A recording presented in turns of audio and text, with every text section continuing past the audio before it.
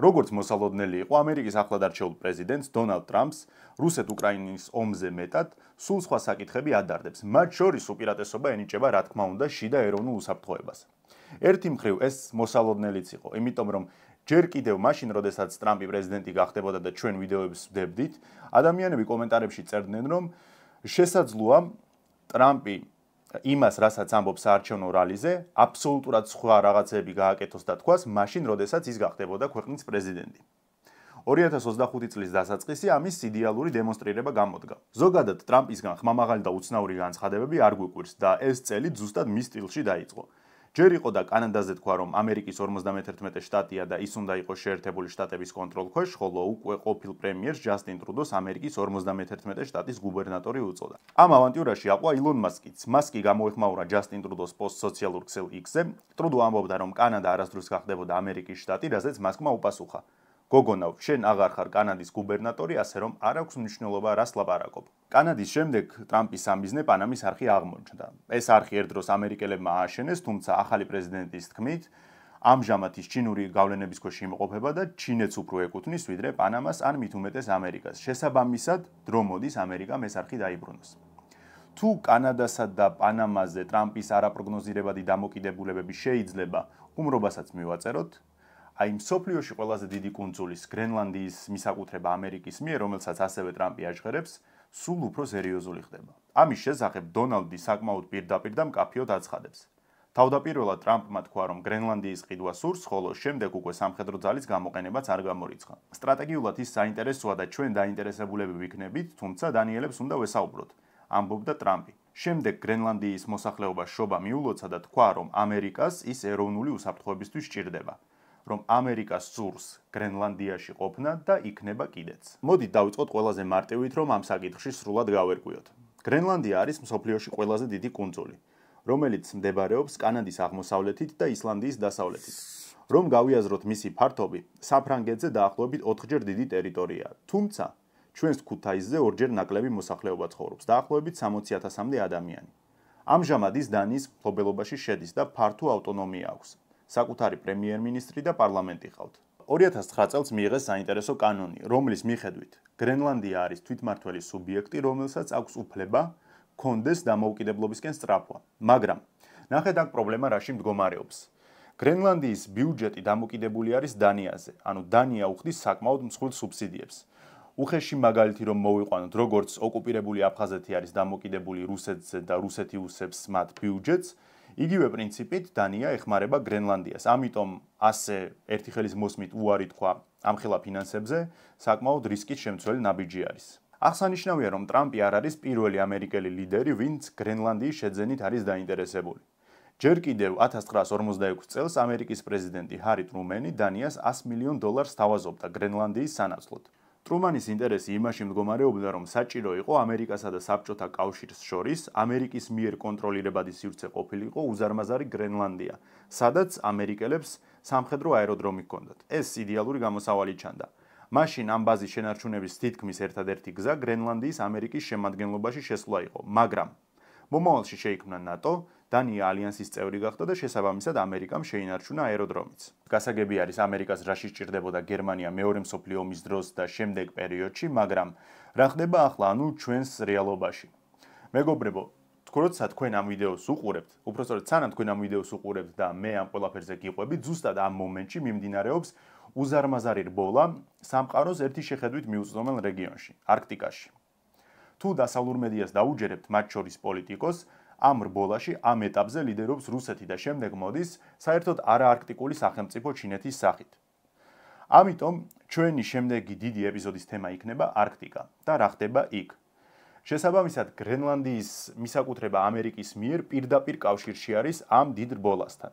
დარწმუნებული ვარ, ეს თემა მოგეწონებათ, რომელზეც მუშაობა უკვე დაწყებული მაქვს და ბევრ ახალ რაღაცას გაიგებთ. მაგრამ აქ მთავარი ის არის, რომ გლობალური დათბობა ბუნებრივი რესურსების მოპოვების და ახალი საზღვაო გზების გაჩენის შესაძლებლობას იძლევა. იგივე არის გრენლანდიის შემთხვევაში. აქამდე მიუდგომელი ყინულით რომ იყო დაფარული, ახლა ყინული ლღობას იწყებს და ძლიერი ქვეყნებისთვის ახალი საზღვაო გზის კონტროლის უზარმაზარი ბერკეტია. ამერიკამდე გრენლანდიის სტრატეგიული ინფრასტრუქტურის და მათ შორის ყოფილი ამერიკული სამხედრო ბაზების შეძენით დაინტერესებული იყო ჩინეთი. მაგრამ ადგილობრივები მტკიცე უარზე იყვნენ და ამ საქმისგან არაფერი გამოვიდა. თუმცა ახლა გამოჩნდა ტრამპი, ამას ემატება ამერიკული რეპუტაცია, რაც შეიძლება უფრო პერსპექტიული და მიმზიდველი იყოს თვითონ გრენლანდიელებისთვის. თავის მხრივ კუნძული მდიდარია ბუნებრივი რესურსებით, მათ შორის ურანით და იშვიათი ელემენტებით. ახლა რაც შეეხება მხარეებს. დანია ამ გარიგების ყველაზე დიდი მოწინააღმდეგეა. ნატოშიც მის სტრატეგიულ უპირატესობასაც სწორად რომ გრენლანდია განაპირობებს. ამიტომ დანიიდან მტკიცე უარია. გრენლანდიის პრემიერმა მუთი ეგედემ ჯერ განაცხადა, რომ კუნძული არ იყიდება, თუმცა 3 იანვარს ის თქვა, რომ გრენლანდიას დანიისგან დამოუკიდებლობა სურს და თვითონ წყვეტს, ვის აირჩევს პარტნიორად. ეს სერიოზულ სავაჭრო ნიადაგს ქმნის. ერთი მხრივ ამერიკა ხავს დაინტერესებული და მეორე მხრივ ჩინეთი. ამიტომ აქ დიდი ვაჭრობა იქნება. კიდევ ერთი ვარიანტი არის მიკრონეზიის მაგალითზე თანამშრომლობა. მიკრონეზია ეს არის კუნძულების ჯგუფი წყნარ ოკეანეში, იქ ამერიკას ექსკლუზიური უფლება აქვს კონდეს სამხედრო ბაზები. სანაცვლოდ ამერიკის შეერთებული შტატები ამ კუნძულებზე აკეთებენ სხვადასხვა სოციალურ პროგრამებს, დახმარებებს და სუბსიდიებს. ასევე მიკრონეზიელებს შეუძლიათ ვიზის გარეშე იმოგზაურონ ამერიკაში. ისე კი ვფიქრობ, გაგიჩნდებოდათ შეკითხვა, ზოგადად თუ არის პრეცედენტი, როდესაც ერთ ქვეყანას შეუძლია მეორე ქვეყნისგან იყიდოს ტერიტორია და შემდეგ საკუთრებაში დაიტოვოს. კი, ამის ყველაზე დიდი მაგალითი არის ალიასკა. ის იყო რუსეთის ტერიტორია და 1867 წელს ამერიკას $7.2 მილიონ მიიყიდეს. ამასობაში ტრამპი დროს არ კარგავს. არაფორმალურ ელჩად დონალდმა გრენლანდიაზე მისი უფროსი ვაჟი, უმცროსი დონალდ ტრამპი გაგზავნა. ადგილობრივებთან შეხვედრისას შვილმა დაურეკა მამას და ხმამაღალ ზარზე ტრამპი ადგილობრივებს დაპირდა, რომ ამერიკა მასზე ღირსეულად იზრუნებს. რამდენად სერიოზული არის ტრამპი თავის განცხადებებში და ხომ არ ნიშნავს, რომ ეს განცხადებები მიმართული არის შეუქმნას ხელოვნური წნეხი დანიას, რომ უფრო მეტი ფული ჩადოს გრენლანდიის თავდაცვაში, ეს იქნება უახლოესი თვეების მთავარი კითხვა. მაგრამ ერთი რამ არის ნათელი. ტრამპი არ სცემს ისეთ სუვერენიტეტს პატივს, რომელსაც სუსტი სამხედრო პოტენციალი აქვს. ამის მაგალითი არის უზარმაზარი კანადა. ჩემი აზრით საკმაოდ მარტივად და სამართლიანად უყურებს საკითხს. შენ ან ხარჯავ სერიოზულ ფინანსებს თავდაცვაში, ან უიქნები ამერიკაზე ჩამოკიდებული. ახლა ერთ ძალიან საინტერესო ამბავს მოგიყვებით. შეიძლება ეს უბრალოდ დამთხოვაა. შეიძლება გრენლანდიის მითვისების იდეის გაცოცხლება ამასაც უკავშირდება. არ ვიცი, მაგრამ თვითონ ამბავი საინტერესოა. 1930-იანებში არსებობდა ასეთი უტოპიური იდეა ჩრდილოეთ ამერიკის ტექნოკრატია, რომელიც გულისხმობდა, რომ ჩრდილოეთ ამერიკა და გრენლანდია ერთი ქვეყნის ეგიდით უნდა გაერთიანებულიყო. ამ იდეას ავითარებდა ტექნოკრატების მოძრაობა. იდეა იყო ასეთი: სახელმწიფოს მართავდნენ ინჟინრები და სხვადასხვა სპეციალობის წარმომადგენლები. ქვეყანაში არ უნდა ყოფილიყო არანაირი გაჭირვება და მოსახლეობის მატერიალური მოთხოვნილებები იქნებოდა ყოველთვის დაკმაყოფილებული. 1936-41 წლებში ტექნოკრატების მოძრაობას კანადაში ხელმძღვანელობდა ჯოშუა ჰალდემანი. მაგრამ ნელ-ნელა ჯოშუას ეჭვი შეეპარა თავის მოძრაობაში და იდეებშიც. ის იყო დიდი ანტიკომუნისტი და როდესაც მეორე მსოფლიო ომი დაიწყო, არ მოეწონა ინგლისურენოვანი ქვეყნები საბჭოთა კავშირის მხარეს რომ იბრძოდნენ და საერთოდ წავიდა ქვეყნიდან. 1950 წელს ჰალდემანი თავის ოჯახთან ერთად გადაბარგდა სამხრეთ აფრიკის რესპუბლიკაში და იქ დაფუძნდა. 1974 წელს, როდესაც ის ვარჯიშობდა თვითმფრინავის მართვაში, მოხდა ავიაკატასტროფა და გარდაიცვალა. გარდაცვალებამდე 3 წლით ადრე მას შეეძინა შვილიშვილი, რომელსაც დღეს ყველა ვიცნობთ როგორც ილონ მასკს. ამიტომ კანადისა და გრენლანდიის ამერიკის ტერიტორიაში შესვლის იდეა არც ისე ძველია. მათი ერთ-ერთი ფუძემდებელი კი ამერიკის ამჟამინდელი პრეზიდენტის დონალდ ტრამპის უახლოესი წევრის ილონ მასკის პაპას ეკუთვნის. ევროპელი ლიდერებისა და ონავარი ილონ მასკის სიტყვიერი დაპირისპირება სოციალურ ქსელებში ისევ გრძელდება. როგორც ბლუმბერგი წერს, ამერიკის პრეზიდენტის მომავალი ადმინისტრაციის ერთ-ერთი მთავარი პირი ურთიერთობას აფუჭებს ამერიკის მთავარ პარტნიორებთან ევროპაში. ილონ მასკი გასულ კვირას გადაწყვიტა გერმანიის კანცლერს, პრეზიდენტს, დიდი ბრიტანეთის პრემიერს და ასე შემდეგ.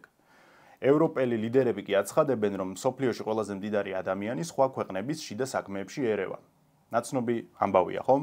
სოციალურ ქსელ X-ზე მასკმა ოლაფ შოლცს სულელი, გერმანიის პრეზიდენტს ტირანი, ხოლო დიდი ბრიტანეთის პრემიერს კիր სტარმერს ბრიტანეთის გაუპატიურებაში თანამონაწილე უწოდა.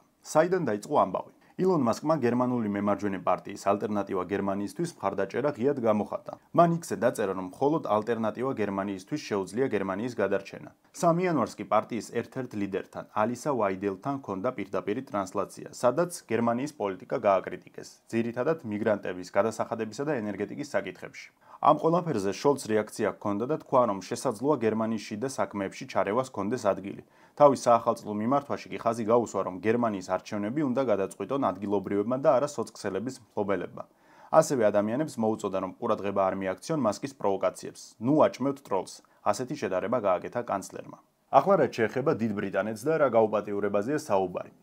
2014 წელს დამოუკიდებელმა ექსპერტმა ალექსის ჯეიმ გამოაქვეყნა მოხსენება, სადაც ეწერა, რომ ქალაქ როტერემში 1997 წლიდან 2013 წლამდე ძირითადად პაკისტანელების მხრიდან მოხდა 1400-ზე მეტ ბავშვზე სექსუალური ძალადობა. ეს ის პერიოდია, როდესაც ბრიტანეთის მთავარი პროკურორი იყო ამჟამინდელი პრემიერი კիր სტარმერი. საქმე ისაა, რომ სულ მცირე ცალკეულ შემთხვევებზე პოლიციამ და სოცსამსახურებმა იცოდნენ, მაგრამ ინციდენტს არ იძიებდნენ ისე, როგორც საჭირო იყო.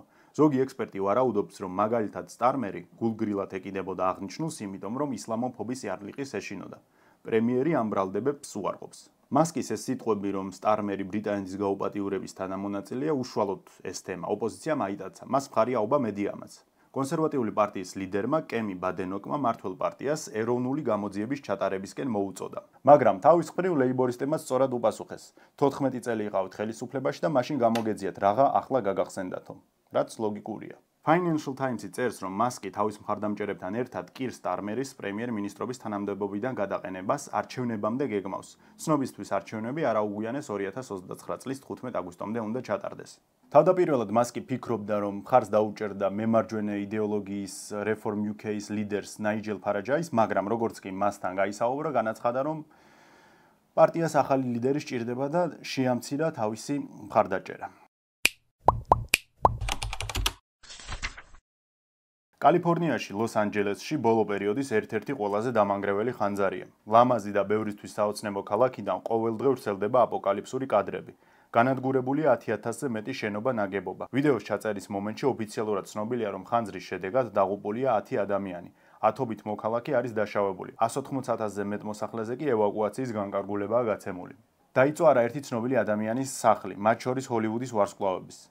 ასევე ხანძარმა გაანადგურა ჯო ბაიდენის შვილის ჰანთერ ბაიდენის ვილაც.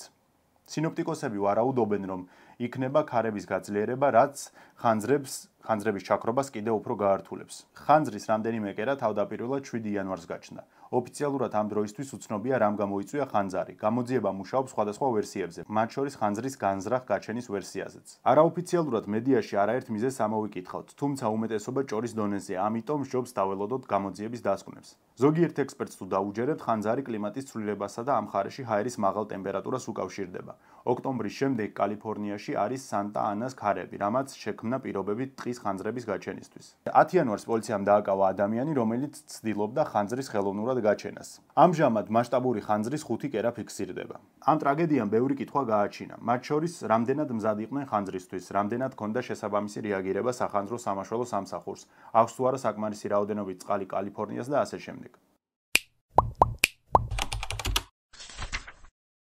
ცალკე დრამებია სირიაში, სადაც სახელგანთქმული ცნობილი ტერორისტი ჰაიათ ტაჰრირ ალ-შამის ლიდერისგან აჰმედ ალ-შარაასგან მსოფლიო მედია ცდილობს შექმნას პროგრესული მმართველის იმიჯი, მაგრამ ყოველჯერზე ეს მცდელობები რაღაც უხერხულობით მთავრდება. ერთი მხრივ თვითონ ალ-შარაა ცდილობს ფეხი აუბას ახალ დღისწეს რიგს და მოერგოს იმიჯს, მაგრამ მეორე მხრივ მისი გამოცდილება, წარსული, ადგილობრივი მხარდამჭერები და რელიგიური შეხედულებები ამის გაკეთების საშუალებას არ აძლევს. ამჯერად სკანდალის ეპიცენტრში გერმანიის საგარეო საქმეთა მინისტრი ანალენა ბერბოკი აღმოჩნდა. 3 იანვარს ბერბოკი და მისი ფრანგი კოლეგა ჟან ნოელ ბარო დამასკოში ჩაფრინდნენ. სხვათა შორის ისინი პირველები იყვნენ ევროპიდან, ვინც ალ-შარაას იახდნენ. შეხვედრაზე ბერბოკს ალ-შარაამ ხელი არ ჩამოართვა და როგორც მათ ტრადიციებს შეშვენის, ხელები გულზე დაიდო და თავი დაუხარა. ამ ამბავს დიდი გამოხმაურება მოჰყვა. ქალების უფლებების დამცველებმა მოითხოვეს, რომ ბერბოკს შესაბამისად მოექცნენ და როგორც კაცს ართმევენ ხელს, მასაც ისე ჩამოართვან. ეს იყო ჩვენი საგარეო საქმეთა მინისტრის ნამდვილი შეურაცხყოფა. ასე გამოეხმაურა აღნიშნულ ფაქტს გერმანული ბილდი. ის იყო, რომ სკანდალი შედარებით ჩაწყნარდა და ნაკლებად ახსოვდა ადამიანებს, რომ ხელი არ ჩამოართვეს ანალენას. მეორე დღეს სირიულმა მედიამ ყველა ოფიციალური ვიზიტიდან, სადაც ბერბოკი იყო, ბერბოკი მთლიანად დაბლარა. ანუ ამ კაცს არც ტერორისტობას აცლიან, არც ლიდერობას, ყველა ცდილობს თავის ჭკუაზე მოირგოს და შემდეგ გამოდის ასეთი კრინჯი რაღაცები. დღეისთვის კი სულ ეს იყო. იმედია არ შეგხვდებათ ის ვირუსი, რომელიც მე შემხვდა და მთელი ეს დღეები დამაკარგვინა. გისურვებთ ჯანმრთელობას და მე, როგორც უკვე გითხარით, არქტიკის ძალიან დიდი თემით დაგიბრუნდებით. დროებით.